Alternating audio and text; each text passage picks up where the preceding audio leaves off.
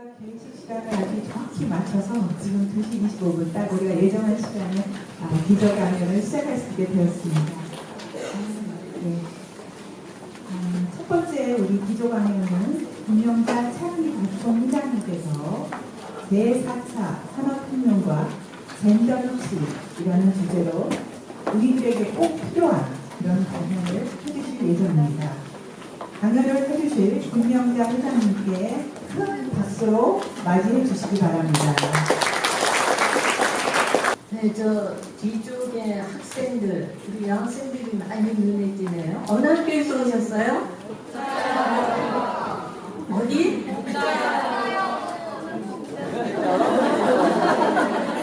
몇 학년이십니까? 2학년이요. 중학교, 고등학교? 네. 우리 과기술 꿈나무들 특별히 환영합니다. 제4차 산업혁명 여러분 많이 들으셨죠? 그죠? 안 들으셨어요? 뒤에 학생들? 네, 그렇죠. 궁금하죠? 네. 그래서 저는 오늘 제4차 산업혁명에 대해서 간단히 말씀을 드리겠습니다. 그리고 이게 흔히 하는 말로 위기자 기회다. 우리는 기회를 잡아야죠. 특히 이 젠더 혁신 측면에서 여성에게 기회가 열릴 수가 있습니다. 그러니까 잡아야죠. 근데 잡는다는 말보다 만들어야죠. 그런 뜻에서 한번 살펴보도록 하겠습니다.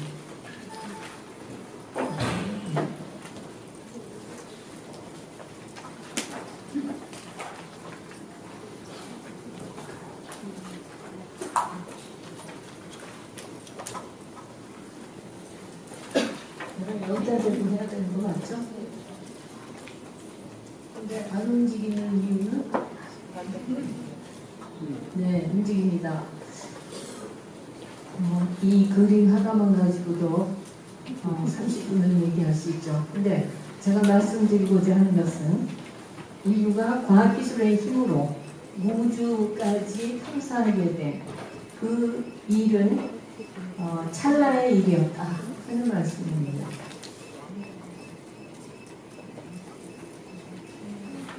어떻게 다음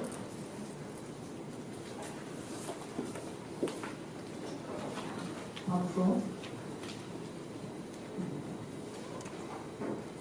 네, 과학은 어디에서부터 시작됐을까요? 고대 그리스입니다. 윤리, 인간사회 문제를 다루는 철학이 있었는가 하면 자연에 대해서 진리를 밝혀내는 철학이 또 있었어요. 자연 철학. 그것이 과학의 시작이었습니다. 근대 합리적인 과학의 시작이었습니다. 그 인물들이 있는데 그리스 사람들이 7명의 현인이라고 필로소퍼들 이름을 뽑았는데 그 7명이 다 사실은 과학자였습니다. 그 시대로 보면. 네.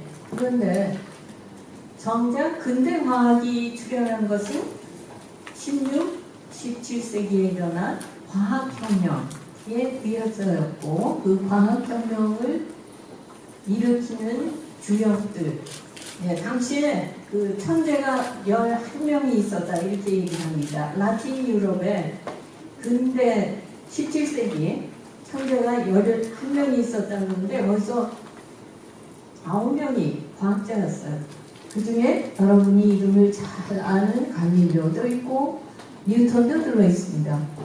그런데 과학사에서 가장 큰 반전이라고 하면 우주의 중심이 지구다. 태양은 지구 둘레를 돈다. 그런 믿음이었는데 그걸 깨고 그걸 뒤집어가지고 우주의 중심은 지구가 아니라 태양이다. 그때 말하는 우주는 우리의 태양이었죠. 그리고 지구는 태양 둘레를 도는 떠돌이 별이다. 이렇게 해서 지구 중심선로부터 태양 중심선로 넘어가게끔 된 코페르니쿠스의 혁명. 이것이 가장 과학사의 극적인 변화였습니다. 과학은 그랬고 학문 전통은 그랬는데 기술 전통은 한참 뭐 18세기, 19세기에 이르기까지는 장인 전통이었어요. 쟁이라고 하는 장인 전통으로 학문 전통하고는 완전히 별개로 분리되어 있었습니다. 그래서 가장 유명한 기술이 뭐였냐면 연금술이었어요. 뉴턴조차도 연금술 연구를 뉴턴의 연구에서 분석을 해보면 3분의 1을 연금술을 했고 3분의 1을 근대과학을 했고 3분의 1은 옛날부터 전해 내려오는 그 성서에 또는 다른 신비, 신앙의 여러 가지 신앙에 대해서 연구한 그것이 뉴턴의 업적이었습니다. 물리과학은 그러했고 생물과학에서는 다윈이 종의 기원을 써낸 것이 근대 생물학을 낳게 됩니다. 생물학이라는 용어는 1800년에 처음 나타나죠. 그 다음 20세기에 들어오면서 이제 고전역학은 근대과학은 뉴턴의 근대과학은 자리를 양자역학에게 내어주게 됩니다. 퀀텀 메카닉스가 어떻게 20세기에 변천의 길을 걸었나 거기에서 우뚝 선 인물이 아인슈타인이죠. 그러면 이제 기술을 보십시오. 이 기술이 쭉 발전하면서 그야말로 저런 지수적인 곡선을 그리고 있습니다. 네, 산업혁명 얘기를 하려니까 1차부터 얘기해야겠죠. 1, 2, 3, 4차를 구분하는데 학자들에 따라서 구분 시기가 좀 차이가 있습니다. 그러나 크게 보면 비슷합니다. 네, 이것은 이제 제가 만든 자료인데 저는 대학에서 과학사를 강의를 했습니다. 그래서 그 강의하던 내용 중에 하나인데 1차 산업혁명 1750년에서 시작됐다. 동력이 무엇이었느냐? 증기기관, 에너지 형태가 달라진 거죠. 그리고 그것을 이용하는 형태가 달라졌고 그런데 산업으로 보면은 면직 산업에서 시작이 됐어요. 산업혁명은 이때 많은 그 방적기가 수없이 한 10개쯤 됩니다. 계속 개량된 것이 나오고 그리고 결국 에너지를 그 공장이라는 개념이 나오면서 에너지를 모아서 쓰는 기계적 생산시설.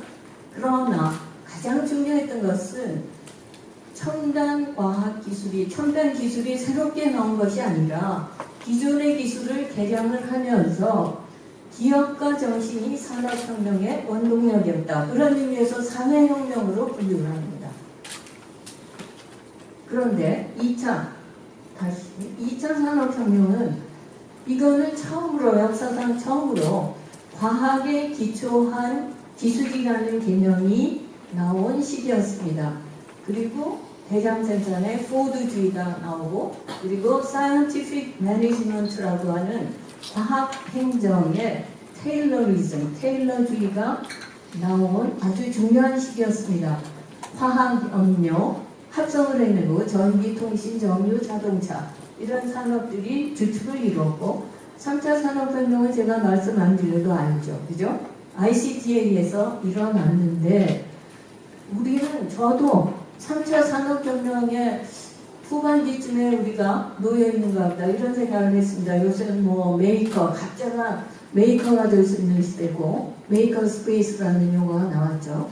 디지털에 의해서 자동화되고 3차 혁명인 줄 알았는데 갑자기 4차 혁명이라고 나와요. 그래서 이 용어를 굳이 쓸 필요가 있는가 하고 들여다보니까 쓸 필요가 있더라고요. 그리고 2015년에 나오기 시작했지만 정작 월드 에코노믹 포럼이 2016년에 불을 붙인 겁니다. 제4차 산업혁명에 대해서. 네, 그림 하나 그리면서 여기서 제가 보여드리는 것은요. 1차 산업혁명 시대에 재미있는 사회운동, 재미있다고 말하면 안 되죠. 굉장히 심각한 사회운동이 있었는데 러다이트 운동이라는 것이었습니다. 러드라는 사람이 말하자면 리더가 돼가지고 기계 파괴 운동이 일어나요. 근데 이거는 당시 사회 상황하고 맞물린 아주 복잡한 현상이지만 단순히 기계에 대한 증오는 아니었어요. 사회 분위기하고 맞물렸는데 우선 실업이 깊어진 겁니다. 직물 산업이 기계가 되면서 일자리가 없어지니까 근로자들이 먹고 살기 힘들어지죠. 나폴레옹 전쟁 때문에 힘들어지죠. 그래서 두루두루 이런 실험 난임금책을 그러다 보니까 기계에다가 그 증오감을 돌리게 된 거죠. 그래서 기계 파괴 운동이 일어나는데 초기에는 무력으로 진압을 하다가 이것이 결국 그 사회 변동, 사회 개혁 운동으로 변화하게 됩니다. 나폴레옹 전쟁에서 나폴레옹 군복이 굉장히 유명합니다. 화려하기가 아주 패션의 첨단인데 그 직물은 영국산 영국 수입품이었습니다. 2차 산업혁명, 제가 이런 속도로 가다가는 말대로 생겼기 때문에 그림으로 넘어가겠습니다. 그 다음 3차, 제가 특별히 중요한 사건으로서 그 맨하탄 프로젝트, 만들지 말아야 될 원자폭탄이라는 것을 과학자들이 만들어내는데, 노벨상 수상자들이 다 참여해서 만들어내는데, 당시에는 사실 이것의 그 무서운 얼마나 가공할 일을 했는가 하는 것에 대한 인식이 없었습니다. 전쟁이라는 것이 결국 과학자들의 생각을 그렇게 만들었던 것이죠. 그 다음에 우주로 올라간 사건, 그 러시아의 스푸트닉이죠. 그 다음, 네, 그러면서 과학이 일으키는 사회적 현상, 부작용에 대해서 이제 저런 사회운동이 일어나게 되고, 빈부격차가 벌어졌다. 이것은 기술이 발전하면서 그것을 공평하게 누리면 좋은데 그렇지 못하죠. 가진 쪽, 못 가진 쪽 빈부격차가 기술에 의해서, 기술 혁신에 의해서 점점 더 벌어졌다. 이것 또한 부정할 수 없는 사회적 현상입니다. 네, IoT 얘기로 갑자기 넘어가는 이유는 우리나라는 왜 ICT가 월드 클래스라는 거면서 여기서 보시는 것처럼 세계 시장과 한국 시장을 비교하면 한국이 너무 처져 있다 이거죠. 이렇게 경쟁력 있는 분야에서 왜 처지고 있는가? 이런 사회문화적인 요인하고도 관계가 되는데 우리가 이런 것도 풀어내지 않으면 답찾기 어렵다 하는 뜻에서 예시를 했고요. 4차 산업혁명은 그런 특징이 뭐냐? 네, 그 다음 인공지능으로 해서 유명해졌습니다. 그런데 여기서 보시면 아주 유명한 프레드킨이라는 그 디지털 필로소피, 디지털 피직스의 창시자인데 한참 전에 제가 아주 옛날에 책을 번역하면서 이걸 읽었었는데 우주사 3대 사건이라고 하면서 빅뱅, 생명체 탄생, 인공지능의 탄생 이 세 가지를 딱 뽑았습니다. 그런데 바로 AI에 의해서 지금 일어나고 있는 건데 여러분 저 영화 보셨어요? TV에서도 해주더구만 그죠? 이미테이션 게임이죠? 네, 저도 봤어요. 그런데 바로 튜링의 컴퓨팅 기계와 지능이라는 논문에서 인공지능이 출현한 것이다. 이렇게 기원을 따집니다. 다트머스 대학에서 컨퍼런스가 열렸는데 56명 여기에 회의에 참석한 사람들이 이거 기계로 만들 수 있겠다. 만들어 보자. 그래서 프로젝트를 만들어 냅니다. 네, 그런데 그게 이제 점점 무섭게 진화를 하는 거죠. 미처 예상을 못한 방향으로 막 진화를 하는 겁니다. 융복합이 일어나는 거죠. 그래서 이 사이클이 많이 인용이 되고 있습니다. 기술이 처음에 나타났다가 막 한참 피크, 기대치가 피크에 올랐다가 그 다음에 푹 꺼집니다. 꺼져서 이거 별것 아니구나 하는 시기로 갔다가 disillusionment, 그 다음에 enlightenment, 다시 이제 부흥을 하는 거죠. 다시 해가지고 이제 plateau of productivity로 넘어가게 됩니다. 각 기술이 지금 저 수준에 있다 하는 거죠. 그러고 저 기술의 economic impact가 어떤가 하는 것에 대해서 저기 보시면 모바일 인터넷이 가장 임팩트가 큰 것으로 나옵니다. 그리고 오토메이션이죠. Automation of knowledge work. 이것이 두 번째 뭐 정도, 그 다음에 세 번째, 네 번째 다 비슷한 수준으로 그 기술에 대해서 저는 예측을 하고 있습니다. 산업혁명의 핵심 기술이 뭐냐? 여러분 아마 짐작을 하시고 계실 텐데, 이제 저런 것들입니다. IoT도 그렇고요. 로봇 인더스트리도 그렇고, 그렇습니다. 그리고 이 헬스케어도 여기에 들어가는 것이고, 드론도 그렇고, 3D 프린팅도 그렇고, 그리고 오토노머스 비크 그렇고, 그래서 저기 보시는 것처럼 페이스북에서 시작해서 야후니 이런 데들이 쭉 멀티 빌리언 달러 인베스트먼트를 해가지고 인공지능이 여러 분야에 응용되는 그런 기기들을 만들기 시작한 것이죠. 근데 참 재밌어요. 그 구텐베르크 인쇄술 얘기를 합니다. 물론 우리나라 인쇄술 앞섰고 직지신경을 인수했고, 그런데 서양사 책에서 보면은 인쇄술을 하고 나서 서구 문화에서는 이 카드부터 찍어냈다는 말이 있습니다.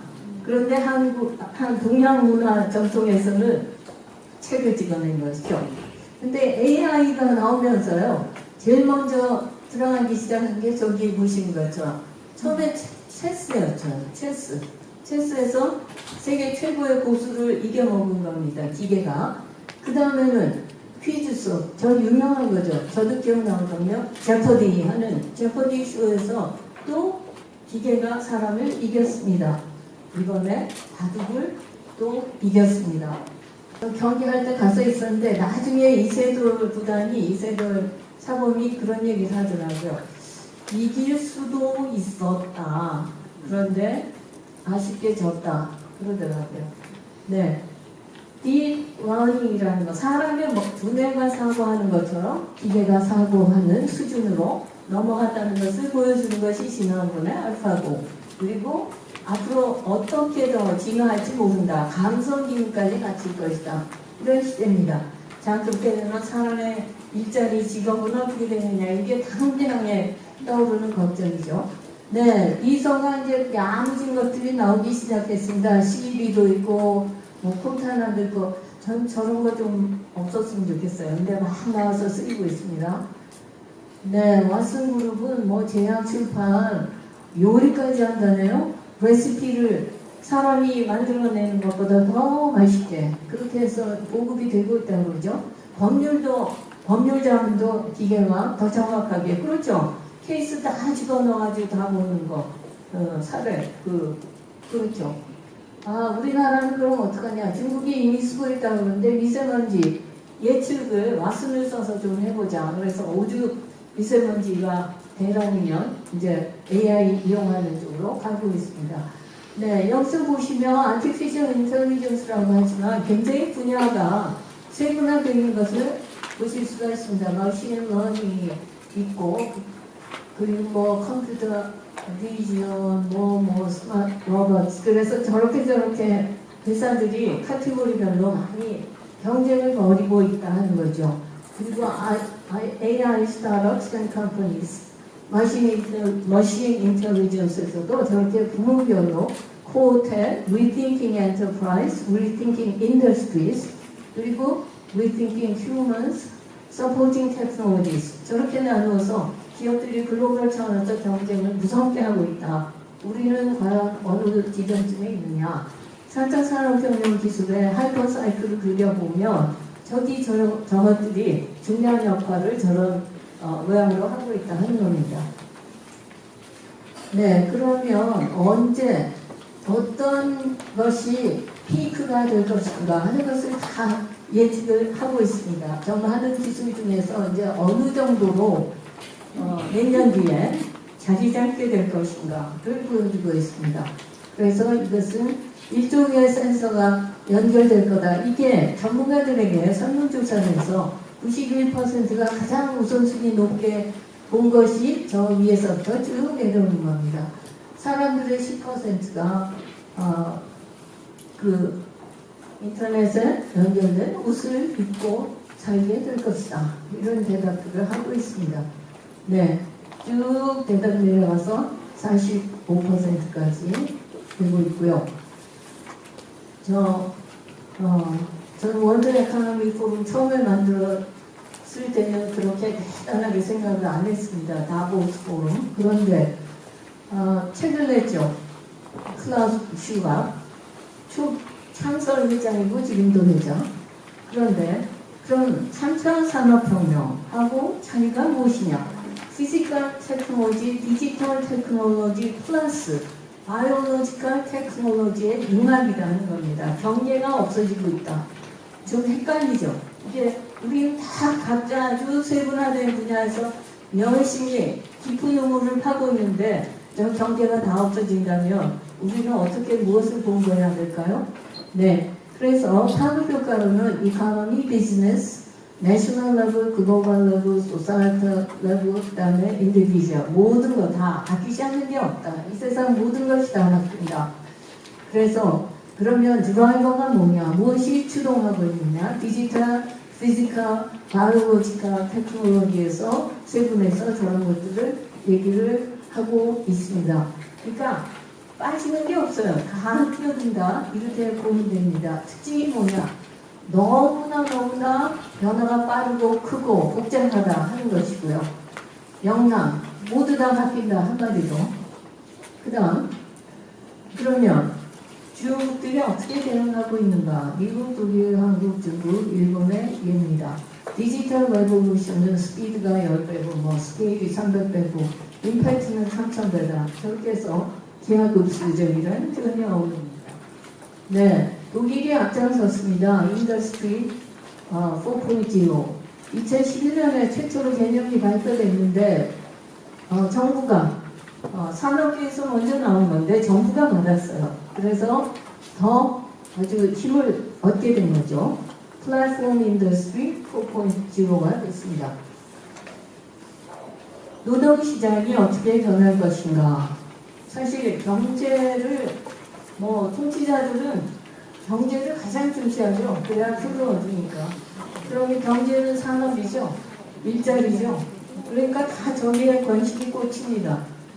그래서 독일의 인더스트리 4.0하고 노동시장 어떻게 변화하는가 예측이 나와 있고 인터넷 서비스, 스마트 팩토리 그리고 수평적으로 네트워킹이 이루어진다 하는 것이고요. 이코노미에 대해서 인플로이먼트에 대해서 제가 이들이 다 얘기를 못하겠네요. 시간 때문에 비즈니스, 디스럽션 다 깨진다. 커스터머 엑스펙테이션스가 놀랍게 이제 커지는 거죠. 그리고 데이터 인베스트 프로덕트 그러니까 빅데이터가 중요한 시대가 되는 것이고 콜라보레이션이 중요하고 사실 이노베이션은 우리나라도 정부가 10여 년 전부터 강조했던 겁니다. 이노베이션, 혁신, 그리고 컨버전스, 융합에 의한 혁신을 강조했던 것이고 이번 정부 들어서는 이제 융합혁신 이런 것이 쭉 쓰여왔던 용어니까 융합혁신이 결국 만들어내는 것은 새로운 창조죠. 그죠?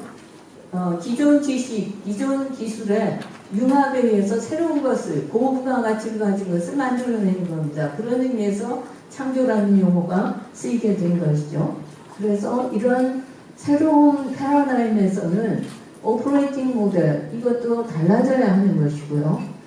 그 다음에 관심 있는 게 저 뒤에 우리 젊은 꿈남들, 우리 젊은이 아니라 꿈남들이 뭘 하고 이 세상을 살아가게 될까? 지금은 아마 5개를 갖게 될지, 번갈아 갖게 될지, 한 번에 2-3개를 갖게 될지 알 수 없는 세상이 되고 있는데 뭘 어떻게 학교 교실에서 뭘 가르치고 뭘 배워가지고 이 세상에 이러한 세상에 적응할 수 있겠는가 이게 우리 모두의 과제가 됐습니다.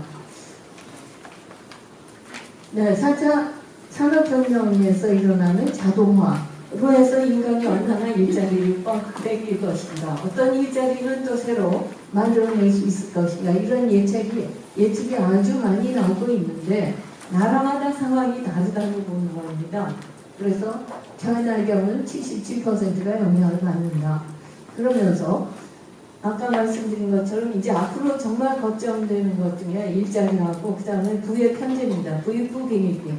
이게 사회를 가장 혼란스럽게 만듭니다. 통합 어렵습니다. 삐뿌 비니삐니 이렇게 심해지는 사회에서는 행복할 수가 없습니다.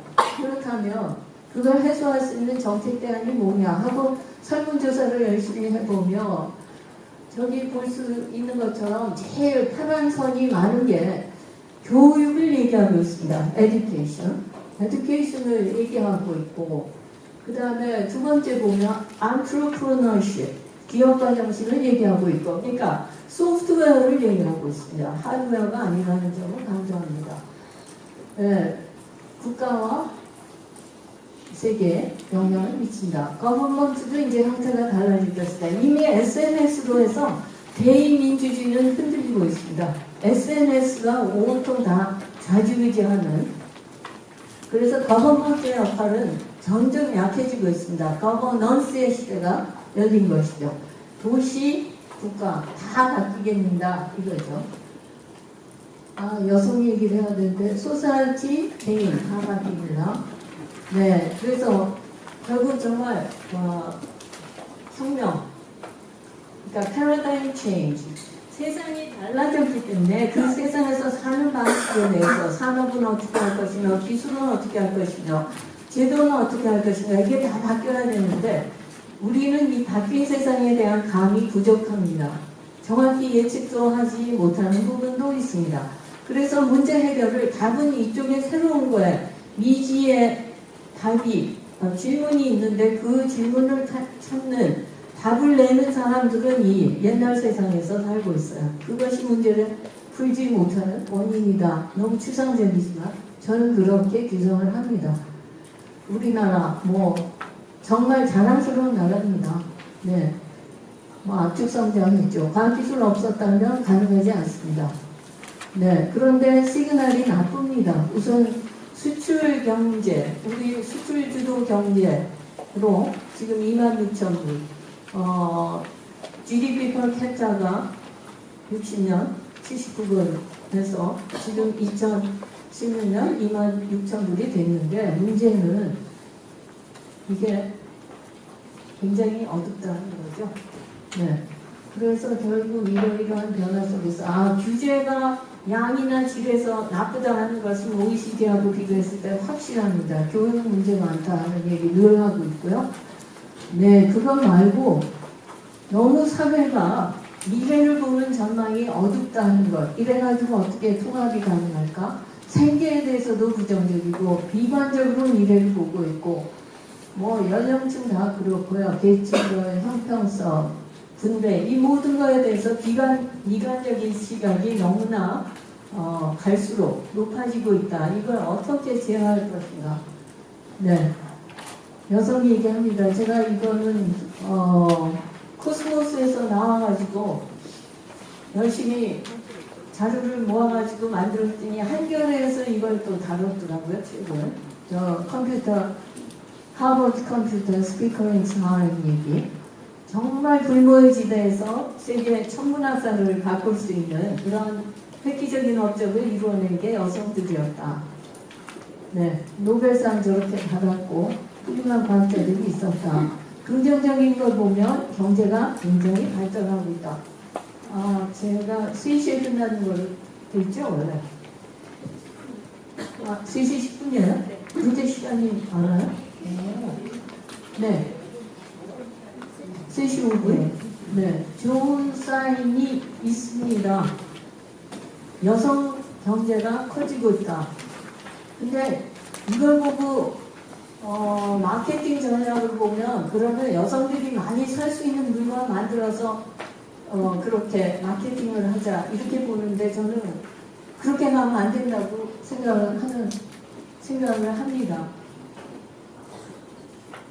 네. 에코노믹 파워 커지고 있다. 오른쪽 그림표가 말해주고 있고 웨이지 앱도 전에보다는 나아지고 있다. 다만 성에 차지 않는다. 그죠? 그래서 하나 참 이것을 어떻게 분석을 할 수 있을지 고등교육 받는 숫자가 남성보다 여성이 많다. 여초 현상이 한국서도 그렇고 미국서도 그렇고 세계적인 현상이 됐다. 남성들은 왜 그럴까? 다른 일로 빠질 때가 있어서 그런 점도 아마 없지 않을 것 같습니다. 네. 그러고 이게 좀 옛날 자료라 업데이트를 하고 싶었는데 자료가 없더라고요. More jobs, more babies.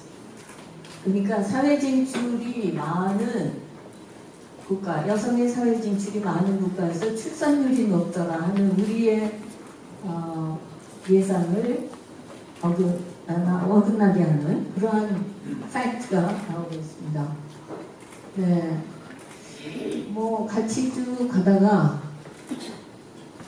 대학에서부터 남성은 점점 그리고 리서치 커리어 그 다음에 커리어 어치브먼트 이런 거에서 보면 남성과 여성이 서로 그냥 반대되는 길로 가게 된다.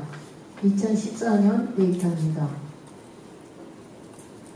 그리고 웨이지 갭이라는 게 상당히 좁아지고 있다고 앞에서 얘기했습니다만 여전히 존재하고 있고 그리고 분야별 차이가 많습니다.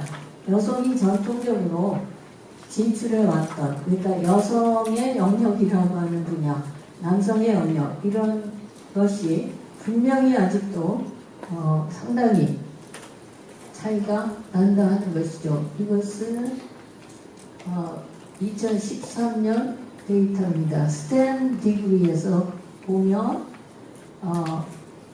Bachelor, Master, Doctorate Degree 해서 비교를 하면 Biological Science, Chemistry 그 다음에 보시는 것이 Mathematics and Statistics 그 다음에 Earth Science, Engineering, Physics, Computer Science 해서 이제 비중이 점점 낮아지는데 그 낮아지는 각 분야에서 저렇게 고급 학위로 갈수록 고급 과정으로 갈수록 여성이 떨어진다 하는 것을 보여주고 있습니다.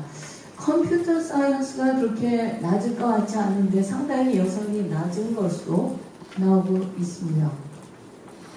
네, STEM occupation에서 여성의 비율 70년에 7%였어요. 2011년에 26%. 저게 미국의 데이터입니다. 굉장히 많이 늘었죠. 40년 동안에 저만큼 늘었습니다. STEM occupation에서 변화 그리고 이것은 각 분야마다 여성, 남성의 비율이 어떻게 분포되어 있는가를 보여주는 청색은 남성일까요? 여성일까요? 저 뒤에서 보이세요? 그림? 네, 청색은 남성 그리고 오렌지색은 여성. 그런데 저 agriculture입니다. 첫 번째. 두 번째, 꼭대기 두 번째 줄이 biology입니다. 여성이 좀 많죠. 그 다음에 컴퓨터 사이언스나 남성의 영역처럼 그렇게 남성 비중이 높습니다. 가장 차이나는 게 엔지니어링이죠. 그죠? 네 번째 엔지니어링. 그 다음에 헬스는 완전히 또 여성 분야입니다. 헬스. 그 다음에 mathematics, physical science, 그리고 사이코로지. 사이코로지에서 여성이 굉장히 비중이 높은 것을 볼 수가 있습니다. 2012년 US 데이터. 네, 그리고 다른 non-STEM degree에서 봐도 그 에듀케이션에 여성이 치우쳐 있고 그런 편중 현상은 있습니다. 그러면 이것이 성별 특성에 따른 것이냐 아니면 그 사회적인 그 젠더 개념에 따른 것이냐 뭐 양쪽 다 있을 수 있겠죠. 이것 자체가 그렇게 문제라는 것보다는 어느 한 성이 어느 한 분야에 치우쳐 있다 하는 것은 그렇게 바람직한 생태계는 아니라고 봅니다. 초등학교 교사 뭐 거의 80 몇 %가 여성이죠. 학부모들 보면 그 얘기하는 학부모들이 많이 있습니다. 어느 특정한 성의 어느 영역에서의 과정 현상 너무 치우쳐 존재하는 것 이것은 바람직한 것은 아니라고 봅니다. 양성의 조화를 우리는 추구하고 있으니까요. 그리고 펀딩에 대해서 보면 여성이 못 받는다. 여성이 못 받는다. 우선 정규직으로서 여성 비율이 20%가 안 되죠. 10에서 15% 정도밖에 안 되고 그 더 높은 CEO 자리, 우리 기업의 CEO는 여성 비율이 1% 정도죠. 그런데 과학기술 분야에서도 역시 더 높이 올라갈수록 비중이 낮아지는 게 현실이죠. 네, 저기 미국 데이터입니다. 그다음 네, 한국이 뭐 그렇게 뒤지지 않습니다. 뭐 상당히 양호한 수준입니다. 15살 학생들에게 이제 컴퓨터 사이언스하고 엔지니어링에 대해서 앞으로 그런 직업을 갖겠다는 기대치가 어떻게 되는가 하는 것을 보여주고 있는데 연한 하늘색, 컴퓨터 사이언스, 그리고 엔지니어링, 메일스, 그리고 여성이 녹색인데 한국이 다른 나라하고 비교했을 때 그렇게 뭐 썩 나쁜 편은 아닙니다. 그리고 실제로 요새 여학생들의 수학 성적 좋아지고 있다. 심지어는 뭐 앞서는 경우도 있고 갭이 점점 좁아지고 있다. 그런 데이터가 있고요. 피사 스코어를 보면 뭐 아주 좋아지고 있습니다. 그런데 젠더 갭 인덱스를 보면 부문에 따라서 이코노미, 뭐 어지간하지만 에듀케이션하고 헬스는 완전히 차지하고 있고 폴리틱스에서는 아주 형편없고 그렇습니다. 금년 국회는 20대 국회는 300명 중에 51명이 여성 의원으로서 최대 다수를 차지했습니다. 한국의 여성 과학자들이 일하고 있는가? 그 학부를 보면 배추에서는 59%가 doctoral students 저기 보시면은 갈수록 숫자가 줄어든다 하는 것을 볼 수가 있고 어느 분야에서 퍼블릭 섹터에서 일하는 아카데믹 인스티튜션에서 일하는 또 프라이빗 섹터에서 일하는 여성 과학자를 보면 교수직이 제일 그래도 지출을 무난하게 하고 있는 셈이라고 할 수가 있습니다. 프라이빗 섹터나 퍼블릭 섹터보다 더 여성을 안 뽑죠. 리서치 커리어에서 여기 내추럴 사이언스 28%, 엔지니어링 10%, 메디컬 사이언스 43%, 뭐 간호사 이런 다 포함을 하니까요. 그 다음에 agricultural 23, 소셜 사이언스 33, 휴머니티스 55%입니다. 네, 다보스 2016년에 다보스 포럼에서 이런 자료를 발표했습니다. 반가웠습니다. 근데 보니까 참 변한 게 별로 없구나. 그러니까 아주 오랫동안 우리는 상황을 변화시키지 못하고 있구나 하는 것을 느껴서 조금 씁쓸했습니다.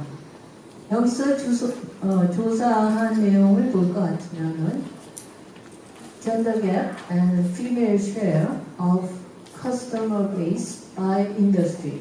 이 조사의 특징은 산업 부문별로 여성의 위상을 조사했다는 것이 흥미롭습니다. 그러니까 산업이 앞으로 제4차 산업혁명에 의해서 어떻게 변화할 것인가에 관심을 둔 것인데 거기에서 여성을 어떻게 보고 있는가, 여성이 그 각 산업별로 어떻게 자리매김하고 있는가를 보는 것이죠. Share of female workers percentage로 100분의 1로 표시를 했는데 뭐 리크루터 하기에 어느 정도 쉬우냐, 그 뒤에서 글씨 잘 안 보이시죠? 인쇄물에서는 보이나요? 네, 잘 안 보이긴 하는데 Basic and Infrastructure, 그다음에 Consumer 부문, Energy Sector, Financial Services and Investors, Healthcare, Information and ICT 그 다음에 미디어 쪽, 미디어 엔터테인먼트, 인포메이션, 모빌리티, 프로페셔널 서비스 해가지고 share of women을 보면 산업 전반에 걸쳐서는 30%로 나와 있습니다. 이것은 그 제목 저기 썼는데 2012년 최신 데이터이긴 한데 그래서 분야별로 보면 역시 헬스케어 가장 높고 프로페셔널 서비스가 두 번째이고 그런 식으로 해서 컨슈머 쪽 33 그리고 미디어 쪽 37 그런 식으로 돼 있어서 역시 과학기술 분야에 관련되는 산업에서는 여성의 비중이 낮다 하는 것을 알 수가 있고 2020년쯤 되면 얼마나 좋아질 거라고 예상을 하는가를 조사를 한 겁니다. 얼마나 좋아질까? 약간 좋아지긴 하는데 그렇게 썩 좋아진다고 보기는 어렵습니다. Gender parity as part of future workforce strategy. 그래서 지금 아까 구분을 한 베이스 앤 인프라스트럭처, 컨슈머 에너지 이런 섹터별로 그 산업에서 여성의 경제력, aspirations perceived as driver of change in the industry. 그러니까 여성이 이 분야에서 얼마나 변화를 일으킬 수 있는 그런 aspiration을 줄 수가 있다고 보는가, 여성의 그 파워를 어느 정도로 가능하는가라는 질문에서 보면 컨슈머 센터에서는 상당히 높지만 그리고 프로페셔널 서비스 여기에서도 상당히 15% 정도면 저기 다른 분야에 비해서는 높은 것으로 나오지만 굉장히 그렇게 여성의 영향력을 높게 보고 있지 않다 하는 것을 확인을 할 수가 있습니다. 비슷비슷한 얘기인데요.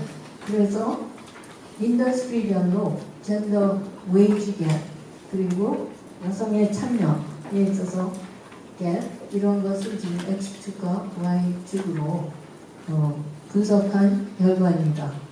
그러니까 저 산업 분야에서 여성이 어디에 진출해야 되겠느냐 하는 것으로 기준으로 그걸 분석을 해서 본다면 또 다시 답이 얻어지게 되겠죠. 그리고 significance of barriers to gender parity industries overall 그래가지고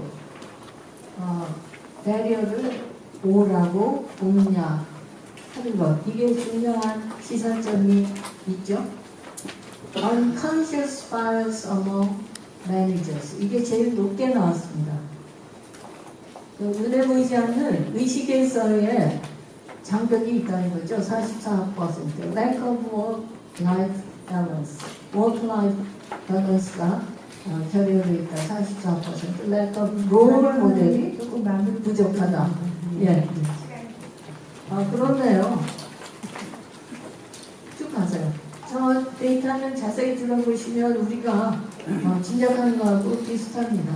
네, 이거 여러분들 아시는 거고요. 젠더 서밋 열렸습니다. 그 다음 이러이러한 분야가 여성에게 유망한 분야다 하고 노출이 된 게 있습니다. 네, 연구 R&D 우리 1등, GDP 대비 1등입니다. 동남아, 아시아 국가들 매우 저조합니다. 그러면 어떻게 여성이 기여할 수 있겠는가? 저는 단순히 기초 연구 여기에서가 아니라 그 과학기술과 관련되는 모든 사이클에 있어서 여성의 참여가 높아져야 한다. 그렇게 해서 좀 더 따뜻한 사회를 구현하는 여성의 참여로 해서 변화를 일으킬 수 있는 그런 가능성이 있다라고 보는 것이고요.